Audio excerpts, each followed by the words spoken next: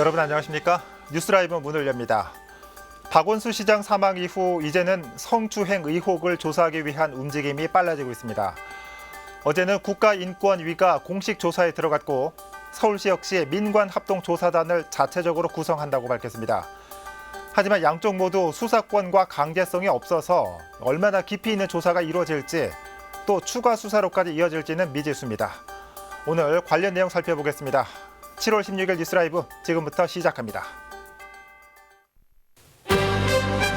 오늘의 헤드라인입니다. 서울시가 여성단체와 인권, 법률 전문가 등으로 구성된 고 박원순 시장 민관합동조사단을 구성합니다. 치매 요양시설 착공 소식에 송파구 일부 주민들이 반발하는 가운데 인구 고령화에 따른 의식 전환도 필요하다는 목소리도 높습니다. 강남구의회가 의장단 선출을 두고 여야 수싸움을 보이며 갈등을 빚고 있습니다. 민주당과 통합당 의원 각각 연결해 입장을 들어봅니다. 민선 7기 반환점을 돈 이정훈 강동구청장에게 공약 추진 사항과 코로나 예방 활동, 남은 임기 동안의 계획을 들어봅니다.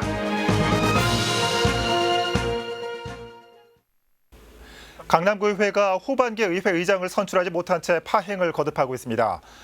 표면적으로는 미래통합당 의원 2명이 경쟁 구도를 보이고 있습니다. 하지만 사실상 후보를 내지 않은 더불어민주당이 후반기 의장단 배분을 놓고 통합당과 수싸움을 벌이고 있는 모양새입니다. 이런 가운데 투표와 개표 과정의 부정선거와 유효표, 무효표 논란까지 각 당의 입장차가 극명히 엇갈리고 있습니다. 양당의 입장을 들어봅니다. 먼저 미래통합당 김진홍 원내대표 연결되어 있습니다. 의원님 안녕하십니까? 네, 안녕하세요. 미래통합당 김진홍 구원입니다. 네, 강남구의회 의장 선거를 놓고 논란이 뜨겁습니다. 먼저 미래통합당에서는 이번 의장 선거 파행의 원인이 어디에 있다고 보시는지요? 네, 이번 논란으로 인해 우리 의원들을 선출해 주신 우리 강남 구민 여러분께 실망과 심려를 끼쳐드린 점 의원의 한 사람으로서 고개 숙여 송구하다는 말씀을 먼저 드립니다. 그리고 73일 치러진 후반기 의장 선출 과정에서 1, 2, 3차 그러니까 결선 투표까지 가는 투표가 있었고 그 투표가 끝난 후 검표 과정에서 투표용지 기표 문제로 유효냐 무효냐를 두고 양측 검표위원들 간의 의견이 팽팽하게 대립되었습니다. 네. 그렇지만 부끄럽지만 오늘까지 결론을 내리지 못한 그런 안타까운 상태입니다. 예, 민주당에서는 투표 과정에서 부정행위가 있었기 때문에 재선거를 치러야 한다라는 입장입니다. 반면 통합당에서는 결선 투표가 끝났고 전체 22장 중 문제가 되고 있는 투표용지 2장의 유효냐, 무효냐만 가리면 된다는 입장인데 이렇게 입장차가 다른 이유는 뭐라고 보시는지요? 네, 그렇습니다. 이미 합법적이고 정상적 절차를 거쳐 결선 투표는 종료되었습니다. 단지 검표 과정에서 나온 용지의 기표 문제는 유효 처리할 것이냐 무효 처리할 것이냐만 다르면 되는데 뜬금없이 재투표의 요구는 그 어디에도 이런 사례를 찾아볼 수 없는 어불성설이며 민주당 측이 미는 후보가 패하는 것이 자명해지자 선거 파행으로 몰기 위한 억지 주장을 하고 있다라고밖에 볼 수 없습니다. 네, 자, 이 민주당에서는 임시회 참석을 거부하고 있습니다. 이 사태가 계속되면 강남구 예산 집행이나 일부 행정에도 차질이 있을 텐데 어떤 해법이 있을까요? 네, 죄송합니다. 이 질문에 답하기 전에 짧은 좀 추가로 하겠습니다. 기표의 문제는 우리 의회 운영위원회에서 규정한 유효, 무효 판단 기준에 따르면 되는 것입니다. 예. 규정에 의하면 논란의 여지 없이 유효임이 자명합니다. 민주당 측에서 폰으로 하늘을 가리는 그런 모습에서 제발 벗어나기를 바랄 뿐이고 민주당 의원들이 정도와 건전한 상식으로 돌아와 하루빨리 우리 의회를 정상화할 것을 촉구합니다. 그리고 아까 질문하신 부분에 대해서 말씀드리겠습니다. 우리 당에서는 다각적인 방안을 모색하고 있습니다. 그중에 하나는 임시의장을 선출하고 본회의에서 원포인트 처리하는 것이고 또 한 방법은 임시회를 연이어 개최하는 것입니다. 그렇게만 하면은 예산 집행이나 행정의 차질은 없을 것으로 생각합니다. 그리고 아울러서 우리 당에서는 대화와 타협 그리고 건전한 토론을 언제든지 환영하고 있습니다. 그럼에도 불구하고 민주당 측에서 계속 거부하거나 하고 발생할 수 있는 불응하면서 발생할 수 있는 주민의 피해와 어려움은 전적으로 민주당의 책임이라는 사실을 말씀드리면서 네. 다시 한번 국민 여러분께 심려를 끼쳐드린 점에 대해 사과의 말씀을 드립니다. 감사합니다. 네, 의원님 오늘 말씀 잘 들었습니다. 네, 감사합니다. 네, 강남구의회 미래통합당 김진홍 원내대표 연결해 봤습니다. 네, 이번엔 강남구의회 더불어민주당 원내대표를 맡고 있는 복진경 의원 계속해서 연결해 보겠습니다. 의원님 안녕하십니까? 네, 안녕하십니까? 네, 방금 미래통합당 입장을 들어봤습니다. 네. 더불어민주당에서는 이번 강남구의회 의장 선거 파행 원인이 어디 있다고 보시는지요? 네, 여러 가지 원인이 있겠지만 가장 큰 파행 원인은 후보자의 도덕성과 부정선거에 대한 인식 때문이라고 생각합니다. 네, 후보자가 지표소에서 사진을 찍도록 강요하고 기표한 투표 용지를 미통당 간표 의원들에게 다 보여준 후에 투표함에 넣을 것을 의원들에게 요구했습니다. 실제로 그렇게 부정선거가 진행되어 투표가 중단된 것입니다. 네. 자, 이 과정상의 문제를 짚어주셨는데 이 네. 민주당에서는 결선 투표 결과 문제가 되고 있는 투표용지에 유효냐 무효냐 논란을 덮어두고 네. 아예 재투표를 해야 한다라는 입장인데 이유가 뭐라고 볼 수 있을까요? 예, 유효냐 무효냐 하는 것은 간표 의원들이 결정 사항입니다. 네, 그런데 간표 의원들이 2대2로 유무효의 의견이 다르니 그러면 강남구 선거관리위원회에 가서 물어보자. 공식적인 답변이 있으면 그 답변대로 따르고 네, 공식적인 답변을 들을 수 없으면 재투표하기로 양 후보가 전체 의원들이 보는 앞에서 약속을 하였던 사항입니다. 예, 즉 강남구 선거관리위원회 문의 결과 답변은 없었습니다. 돌아와서 약속대로 재투표하면 됩니다. 양 예. 후보의 임시의장 간에 약속한 사항을 지키라는 것입니다. 예, 방금 전에 한 약속도 손바닥 뒤집듯이 쉽게 지키지 않는 사람은 의장 자격이 없습니다. 예. 자, 이 과정상의 문제가 있었기 때문에 아예 재투표를 해야 한다라는 말씀이신 것 같은데 네, 자, 언제까지 장외투쟁만 벌일 수는 없지 않습니까? 네. 이 사태가 계속 악화된다면 강남 구민을 위한 행정에도 차질이 있을 텐데 네. 마지막으로 어떤 해법을 제시하시겠습니까?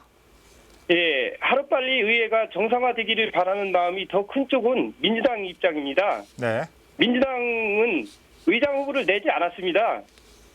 미통당에서 부정선거로 인해 파행의 원인을 제공했기 때문에 공정한 선거가 이루어져야 한다는 의회의 정통성을 지키고자 하는 것이 우리의 입장입니다. 네, 미통당은 의장 선출을 위한 많은 사람 앞에서 약속한 대로 재투표에 응하면 장외투쟁 명분은 없습니다.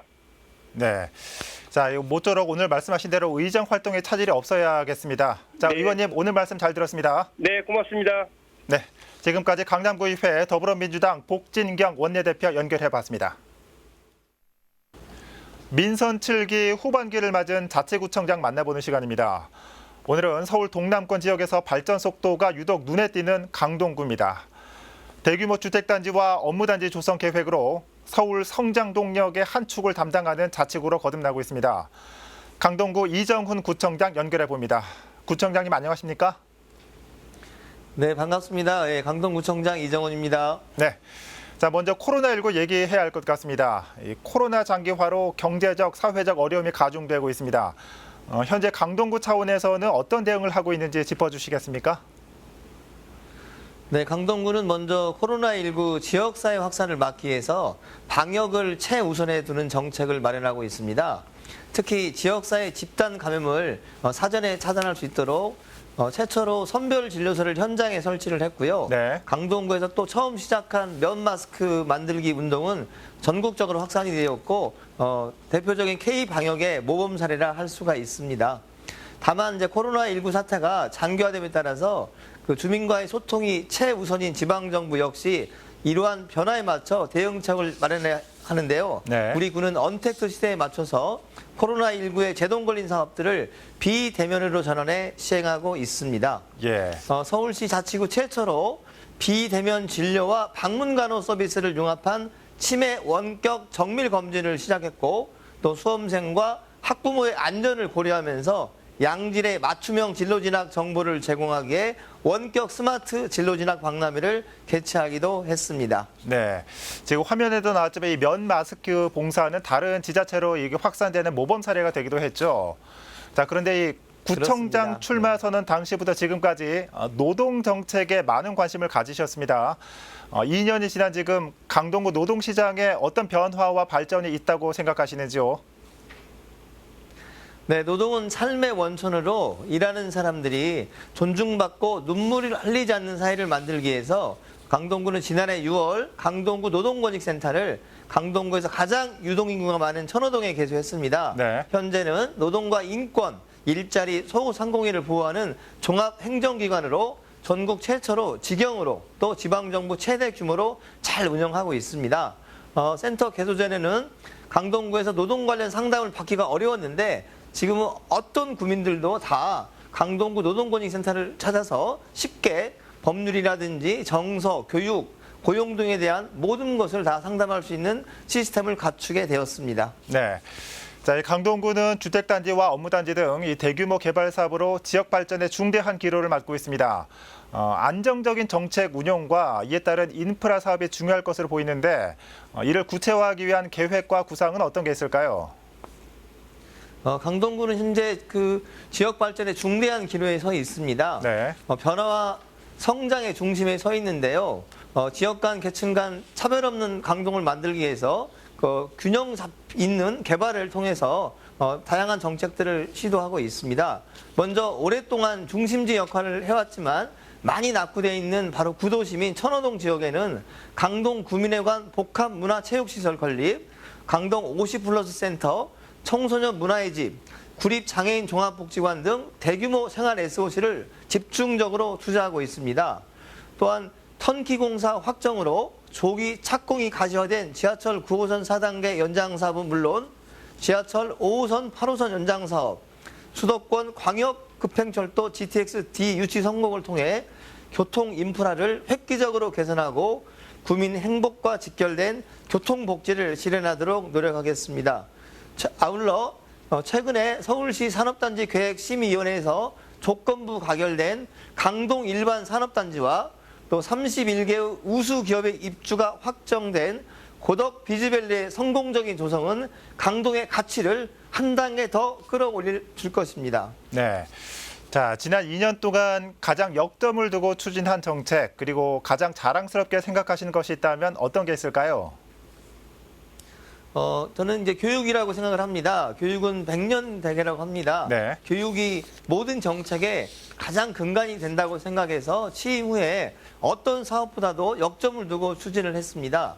아이들이 아동 청소년기에 가치관이 형성되는 것만큼 가장 중요한 시기인 만큼 부모의 소득과 재산에 따라 차별이 발생하면 안 되며 정부뿐만 아니라 지방정부 차원의 적극적인 투자가 필요하다고 생각을 해서 서울시 자치구 최초로 고등학교 입학생에게 교복 구입비를 지원하는 사업을 시작했고 네. 올해부터는 중학교 입학생까지 확대해서 지원하고 있습니다. 또한 공간이 아이를 바꾼다는 발상 아래 추진된 행복학교 사업은 기존의 딱딱하고 획일화된 공간에서 창의성과 감성을 키우는 공간으로 재탄생됐습니다. 제가 어렸을 때 다녔던 그 모습과 별 다름없고 칙칙했던 우중충한 학교였는데 요즘은 아이들이 즐겨 찾을 수 있는 환하고 상상력을 자극하는 북카페 같은 공간으로 변했습니다. 네. 특히 최근에 코로나19로 교육의 변화도 가시화되었는데요. 네. 우리 구는 전국 지자체 최초로 3D 가당 원격 수업을 지원하는 강동 E 스튜디오를 개관했고 기존의 자기 주도 학습 지원팀에서 미래 교육 지원팀으로 팀명을 변경하는 등 발빠르게 대응하고 있습니다. 네. 자, 마지막으로 남은 임기 동안 어떤 분야에 무게를 두실 계획이십니까? 강동구는 2023년이면 인구 55만 시대를 맞습니다. 그래서 인구 55만 시대를 위한 인프라 구축 등 역동적 변화와 성장을 잘 준비하면서 또 지역 간 계층 간 불균형 해소를 위해 더불어 행복한 강동을 위한 균형 잡힌 발전에 무게를 두고 있습니다. 네. 특히 강동구에서 가장 어둡고 오래된 거리인 구천면로를 가장 따뜻한 거리로 만들 프로젝트를 시작했습니다. 강동형 도시 재생 사업을 통해서 또 지역적 특성을 담은 걷고 싶은 문화의 길로 만들어 부흥의 전기를 마련할 생각입니다. 앞으로 강동은 살기 좋은 도시가 될 것입니다. 44%의 녹지 비율, 풍부한 생태 자원을 활용해 우리나라의 대표적인 환경 수도로 만들겠습니다. 네. 이렇게 천혜의 자연 환경을 가지고 다른 영역과 조화를 이룰 수 있도록 개발한다면 경제, 교통, 문화, 환경이 조화를 이루는 더불어 행복한 강동이 될 것이라고 생각합니다. 네. 자, 오늘 말씀해 주신 내용들 앞으로 남은 임기 동안 잘 추진될지 기대를 가지고 지켜보겠습니다. 구청장님, 오늘 말씀 고맙습니다. 네, 감사합니다. 네. 네. 민선 7기의 반환점을 돈 이정훈 강동구청장 연결해 봤습니다.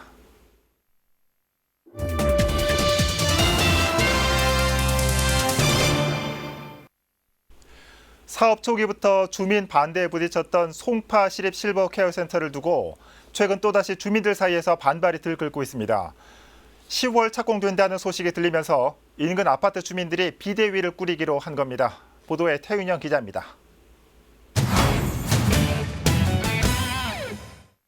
시립 실버케어센터가 추진 중인 송파구 가락동의 한 부지입니다. 실버케어센터는 치매 전담시설이 포함된 요양시설로 지난 2016년 1월 사업이 시작됐습니다. 하지만 사업 초기부터 당시 인근 재건축 아파트 단지 조합원들의 거센 반발이 이어졌고 재건축이 마무리된 현재도 반대 여론은 여전합니다. 그 사람들이 여기 애들도 많은데 돌아다니다가 이제 애들한테 뭐 이해를 갈 수도 있고 그리고 이제 이 아파트 단지로도 돌아다닐 거 아니에요, 그죠? 양심이 없는 거지. 자기 그 코앞에 갖다 대는데 좋다는 사람이 어디 있어요. 무슨 시설이든지 공원 내에는 하면 안 돼, 거기는. 특히 최근엔 10월에 착공된다는 소식이 들리면서 건립 반대를 위한 비상대책위원회 구성도 추진되고 있습니다. 한 입주자 대표회의 간부는 입주자 중심으로 구성된 비대위 추진을 위해 주민 의견을 취합하고 있다고 밝혔습니다. 지역 정치권에서도 반대 목소리가 나오고 있습니다. 주민과의 사전협의 없이 서울시가 사업을 진행한 점이 문제라는 겁니다. 실버케어 센터를 건립하기 이전에 그 주민들과의 의견을 존중되었는지 하고 그다음에 물어보고 했어야 되는데 그런 과정이 하나도 없었다는 거죠. 서울시는 사업 초기 주민 협의 절차가 부족했다는 것은 인정했습니다. 그러면서 10월 착공과 관련해 정해진 건 없다며 앞으로 주민과 소통을 거쳐 착공 계획을 세우겠다고 밝혔습니다. 서울 시민이면 누구나 들어오는 시설이지만 이쪽 주민한테 우선 입소 검토하겠다. 또 해당 시설은 일반 요양시설의 일부 치매 전담시설이 들어서는 것일 뿐 중증 치매 어르신만을 위한 요양시설은 아니라고 강조했습니다. 88명의 입소 정원 가운데 20명 내외가 치매 전담시설에서 생활할 것이라고도 덧붙였습니다. 딜라이브 서울 경기케이블TV 태윤영입니다. 서울시가 박원순 시장 사망과 관련해 민관 합동조사단을 구성합니다. 여성단체와 인권, 법률 전문가 등 외부 전문가로 구성하는 가운데 피해 호소 직원에 대한 2차 가해도 차단하겠다고 밝혔습니다. 자세한 내용 전해드립니다. 서울시가 15일 발표한 직원 인권 침해 진상규명에 대한 입장문에 따르면 서울시는 피해 호소 직원의 신상보호와 2차 가해 차단을 최우선 과제로 삼고 해당 직원에 대한 다양한 지원을 아끼지 않는다는 계획입니다. 외부 전문가로 구성된 민관 합동조사단을 꾸려 진상규명에 나서게 됩니다. 서울시는 피해를 호소하고 있는 직원에 대한 2차 가해 차단을 최우선 과제로 삼겠습니다. 2차 가해가 확인될 경우 징계 등을 통해 엄정하게 대응하고 부서장도 문책할 것입니다. 외부 전문가는 여성단체와 인권 전문가, 법률 전문가 등으로 구성됩니다. 합동조사단의 구성과 운영 방식, 일정 등에 대해서는 여성단체 등과 구체적으로 협의한다는 계획. 조사단의 수사권 부재로 인한 한계도 지적됐지만 서울시는 각계 전문가들의 경험과 지식으로 문제될 게 없다는 입장입니다. 민관 합동 조사단이라는 것은 거기에 충분한 그 전문가들이 참여하고 계시기 때문에 이 부분에 대한 어떤 조사의 그런 방향 그리고 조사의 구체적인 사안 이런 것은 판단해서 저는 전문가들이 충분히 수행할 수 있을 것이라고 우리 서울시는 판단합니다. 한편 서울시는 고소인이 비서실 내부에 피해를 호소한 바 있다는 주장에 대해서는 확인된 바 없다고 밝혔습니다. 또한 피해 호소 여성은 서울시와 공식적으로 접촉한 적은 없고 여성단체를 통해 입장을 밝히고 있다며 구체적인 사안은 합동조사단에 의해 밝혀질 것이라는 입장입니다. 서울시는 언론과 시민들에 대해서도 추측성 보도와 가짜뉴스로 인한 2차 피해가 우려된다며 자제를 당부했습니다. 딜라이브 서울 경기 케이블TV 박용입니다. 서울시는 오늘부터 도시제조업 긴급자금 2차 접수를 시작합니다. 도시제조업 긴급자금 지원은 서울 소재 50인 미만 사업체에게 최대 3천만 원을 지원하는 제도입니다. 지원 대상이 기존 4대 제조업에서 확대돼 전자, 의료장비, 귀금속 제조업체도 신청할 수 있습니다. 오는 30일까지 서울 제조업 긴급사업비 포털이나 통합접수지원센터로 방문해 접수하면 됩니다. 마포구의회가 원포인트 임시회를 열고 복지도시위원장 보궐선거를 진행했습니다. 이는 지난 1일 복지도시위원장으로 선출된 장덕준 의원이 사의를 표함에 따라 진행된 것입니다. 보궐선거에서는 민주당 이홍민 의원이 전체 18표 가운데 11표를 얻어 위원장으로 당선됐으며 부위원장은 김진천 의원이 현행대로 맡게 됩니다. 앞서 구의회는 기존 복지도시위원회 소속이었던 장덕준 의원을 행정건설위원회로 옮기고 행정건설위원회 이홍민 의원을 복지도시위원회로 상임위를 변경했습니다.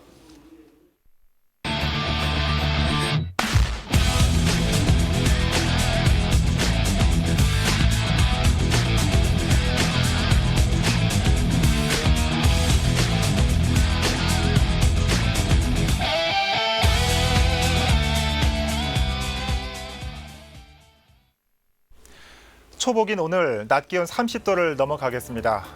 코로나 때문에 어르신 삼계탕 나눔 행사도 예전 같지 않다고 하죠. 무더운 여름을 알리는 시작, 건강하게 보내시길 바랍니다. 뉴스라이브 마칩니다. 시청해 주셔서 고맙습니다.